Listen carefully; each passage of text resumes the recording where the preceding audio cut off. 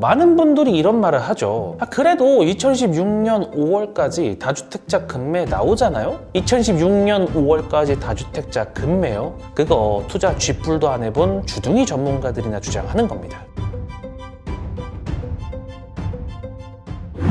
안녕하세요. 오분임장입니다. 최근에 제가 2026년 부동산 대전망 강의를 했습니다. 100분이 넘게 신청을 해주셔서 들어주셨고 저도 오랜만에 하는 강의라 정말 재밌게 했는데요. 다만 이 내용 자체가 재밌는 건 아니었습니다. 왜냐하면 굉장히 무거운 내용이 다수 들어있었거든요. 그래서 당시 했던 2026년 대전망 강의에서 여러분들에게 가장 빠르게 전달드리고 싶은 내용, 요거는 좀 무료로 말씀드려야겠다 싶은 내용 두 가지만 발췌해서 말씀드리려고 합니다. 현 시점 사람들이 가장 많이 착각하는, 그래서 저한테 물어보는 질문이 이거 두 개입니다. 자, 첫 번째, 전월세로 조금만 더 버티면 되지 않을까요? 두 번째, 2016년 상반기에 다주택자 급매 나온다는데요. 그때 사면 되잖아요. 근데요, 오늘은 왜 이 두 질문이 동시에 틀려버렸는지 얘기해보려 합니다. 오늘 영상은 집값이 얼마나 오를 거냐, 어느 지역에 어떤 아파트를 사야 되냐, 이런 영상은 아닙니다. 오히려 사람들이 왜 매번 같은 타이밍에서 틀리는지 그 사고방식 자체를 해부하는 영상에 가깝죠. 그럼 시작하겠습니다. 자, 먼저 전월세 얘기부터 해보죠. 아직도 많은 분들이 전월세를 이렇게 생각합니다. 나는 아직 집을 안 사는 것 뿐이야. 지금은 선택적으로 전세 월세 사는 거지. 근데 이 말이요, 언제까지 맞았냐면요, 전월세가 충분히 공급되던 시절까지는 맞았습니다. 그때는 어떤 구조였냐면 집주인은 많고 전월세 물건도 많았어요. 특히 지난 2021년까지 다주택자들은 꾸준히 늘었죠. 다주택자에 대한 규제는 있었지만 그 이상으로 집값 상승에 대한 기대가 더 컸거든요. 덕분에 갭투자로 들어온 다주택자들은 전월세를 놓았고 임차인들은 전세와 월세를 골라서 잡을 수 있었습니다. 좋은 시절이었죠. 다시 오지 않을. 근데 지금은요, 시장 구조가 완전히 바뀌었습니다. 지금 전월세 시장에서 가격이 상승하는 문제는 사람이 갑자기 많이 태어나서도 아니고 수요가 폭증해서도 아닙니다. 공급이 사라졌기 때문에 나타난 문제입니다. 그렇다면 왜 공급이 사라졌을까요? 제가 앞에서 말씀드렸듯 다주택자들은 2011년 이후로 꾸준히 줄어들었고 지난 627 대출 규제 그리고 10.15 부동산 규제로 실거주 규제와 대출 규제가 신설되거나 원래 있던 규제에서 더 강한 내용이 추가됐죠. 여러분들이 한번 입장 바꿔서 생각을 해보세요. 집주인 입장에서 굳이 집을 시장에 전월세로 내놓을 이유가 있을까요? 아니, 내놓는 게 가능은 한가요? 게다가 계약갱신권 사용 비율도 다시 늘어나고 있습니다. 이건 무슨 뜻이냐면 원래라면 2년마다 시장에 나왔어야 할 전월세 매물이 그냥 묶여버린다는 거예요.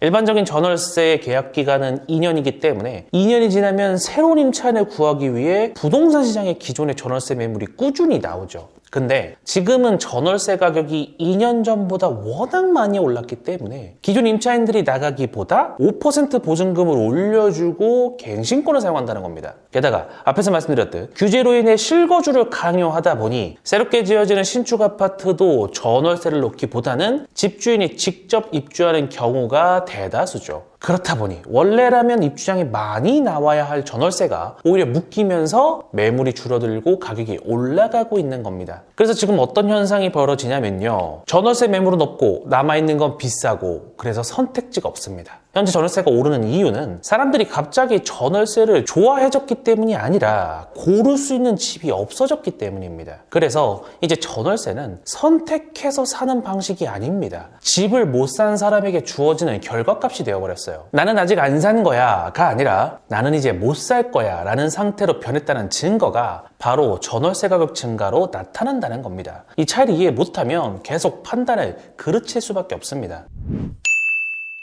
자, 그럼 여기서 많은 분들이 이런 말을 하죠. 그래도 2016년 5월까지 다주택자 급매 나오잖아요? 이 말에도 일리가 있습니다. 왜냐하면 현재 다주택자에게 양도세가 중과되는 부분이 유예되고 있는데 이 유예가 2016년 5월까지이고 그렇기 때문에 다주택자들은 5월 전에 어떻게든 양도세 중과를 피하기 위해 부동산을 급매로라도 던져야 한다는 거죠. 근데 이거요, 주장하시는 분들 부동산 거래 해본 거 맞습니까? 전업투자를 하고 있는 제 입장에선 전혀 말이 안 되는데요. 자, 현실적으로 한번 계산해 볼게요. 양도세 중과 유예가 5월 초에 끝납니다. 근데 우리 부동산 계약하면 잔금은 언제 치죠? 통상적으로 계약일로부터 2, 3개월 후에 잔금을 칩니다. 그럼 5월 초에 양도세 중과 유예가 끝나니 안전하게는 4월 말까지 잔금을 쳐야 하죠. 그렇다면 계약은 언제 해야 됩니까? 그쵸? 역산해보면 1월에 해야죠. 즉 1월에 계약을 하려면 지금 시장에 금매가 널려 있어야 한다는 겁니다. 아니 상식적으로 생각을 해보자고요. 아파트를 1월에 계약한다 그래서 누가 1월 땡 치자마자 물건을 부동산에 내놓습니까? 1월에 계약하고 싶으면 최소 2, 3개월 전에 물건 내놓잖아요. 그리고 양도세 중과를 걱정할 정도의 다주택자라면 이미 투자를 꽤 해왔던 사람들일 것이고 양도세 중과 유예가 연장되지 않을 것도 이미 다 예상하고 있을 정도의 실력은 됩니다. 지금 제가 말씀드린 부분이 얼마나 어불성설인지 아시겠어요? 이미 부동산 투자 경력이 오래된 다주택자들이 양도세 중과 유예가 될지 안 될지 시나리오도 안 세우고 부동산 들고 있겠습니까? 팔 거면 이미 시장에 다 내놨을 거고 그게 이미 9월이나 10월부터 시장에 금매라는 형태로 깔려 있었어야 된다는 거예요. 근데 지금 부동산에 금매가 있나요? 혹시 여러분들 동네 부동산 가보셨어요? 아니 전화라도 해보셨어요? 요즘 금매가 어디 있습니까? 순진한 소리 좀 하지 마세요. 아닌데요? 우리 동네 금매 많던데요? 라고 말씀하시는 분들, 여러분 지금 금매 많은 동네요? 솔직히 평소에 여러분들 돈 주고 아파트 사고 싶은 그런 동네 아니잖아요. 제가 서운하게 말씀드려서 죄송한데 사실이 그렇잖아요. 우리 모두가 좋아하는 그 서울에서도 강남, 잠실, 마포, 강동 등 이런 동네는 금매가 없다니까요. 왜 금매가 없겠습니까? 첫째, 이미 다주택자는 많이 줄었고, 둘째, 절세가 받쳐주니 급하게 팔 이유가 없고, 셋째, 이거 팔아서 갈아타게 할 수도 없다. 괜히 우량한 아파트 팔아서 현금 쥐고 있다가 오히려 손해가 될 수 있다는 거 집주인들이 더 잘 압니다.